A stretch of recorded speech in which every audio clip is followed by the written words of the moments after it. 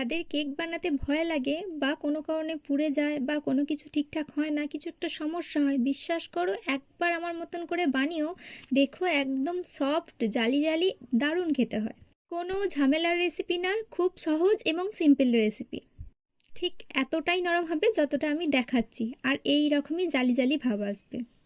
আজকে বানিয়েছি একটা ম্যাঙ্গো কেক। যেহেতু এটা আমের সিজন, তো একদিন একটা আম দিয়ে বানিয়ে দেখতে পারো। প্রথমে আমি একটা আম নিয়েছিলাম মাঝারি সাইজের, সেটাকে ভালো করে শাঁসটা বের করে নিয়ে একটা ব্লেন্ডার মেশিনে দিয়ে দিয়েছিলাম এবং একবার ঘুরিয়ে জাস্ট ব্লেন্ড করে নিয়েছিলাম। তার মধ্যে দিয়েছিলাম পরিমাণ মতো চিনি। আমি একটা কাপের পুরোপুরি 1 কাপ না, তার থেকে একটু কম চিনি দিয়েছিলাম।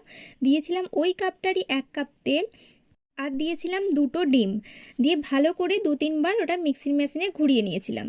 তারপর ওটাতে 1 চিপি ভ্যানিলা এসেন্স দিয়ে আমি ওটাকে ঘুরিয়ে নিয়েছিলাম। অপরদিকে অন্যদিকে আর একটা আটা চালনিতে আমি নিয়েছিলাম 1.5 কাপের মতন ময়দা, 1 চামচের মতন বেকিং পাউডার, 1 চামচের 4 ভাগের 1 ভাগ বেকিং সোডা, হাফ চামচ দারুচিনি পাউডার। দারুচিনি পাউডার ঘরেই বানানো যায়। কড়াইয়ের মধ্যে দারুচিনিগুলোকে নেড়ে নিয়ে একটু গুঁড়ো করে রেখে দিলেও হয়, এটা অপশনাল, নাও দিতে পারো। যদি না থাকে দারুচিনি পাউডার দেবার দরকার নেই। আর দেবে 1 চিমটে নুন। তারপরে ওই সব কটাকে ভালো করে চালনাতে চেলে নিয়ে অল্প অল্প করে ওই ব্যাটারটায় মেশাতে থাকবে আর নাড়তে থাকবে। আর কোনোভাবেই মিক্সার গ্রাইন্ডারে দেবে না, ওটা জাস্ট হাতে অল্প অল্প করে দেবে আর চামচে করে ভালো করে মিশিয়ে নেবে। এমন কিছু করে ফেটানোর দরকার নেই, জাস্ট খানিকক্ষণ ভালোভাবে মিশিয়ে নেবে।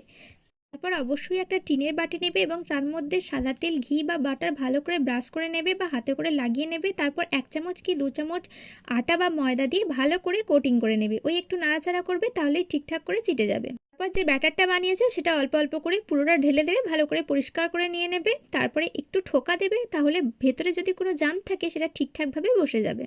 অনেকে এর মধ্যে ড্রাই ফ্রুটস মেশাতে পারো কিংবা পাকা আমকে কিউব করে কেটে নিয়ে নিয়ে ওপরে জাস্ট ছড়িয়ে দিতে পারো। তারপর ওভেনে কড়াইটাকে বসিয়ে আমি বালি দিয়েছিলাম। অনেকে নুন দিয়েও করে, তবে যে নুনটা বা বালিটা দেবে সেটা কিন্তু আর পরবর্তীকালে ইউজ করতে পারবে না, কেমন কালো পাড়া হয়ে যায়।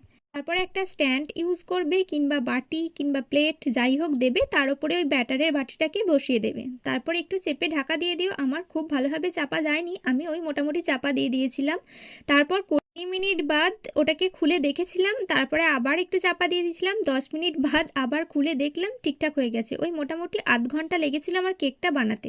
অনেকের আবার আধ ঘন্টার বেশিও লাগতে পারে, 40 মিনিট, 45 মিনিট বা 50 মিনিট, সেটা ব্যাটারের ওপর নির্ভর করছে।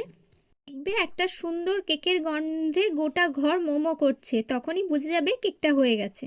যদি প্রেসারে করতে চাও তাহলে কোনো রকমের নুন বালি দেবার দরকার নেই। প্রেসারের তলায় একটা স্ট্যান্ড বসিয়ে কেকের ব্যাটারের বাটিটাকে বসিয়ে দেবে। তারপর প্রেসারের ঢাকাটা, সিটিটা, গার্ডারটা খুলে নিয়ে আটকে দেবে বেশ ভালো করে। তারপরে আধ ঘন্টা পর খুলে দেখবে যে কতটা কি হয়েছে, তাহলে আর একবার চাপিয়ে দেবে।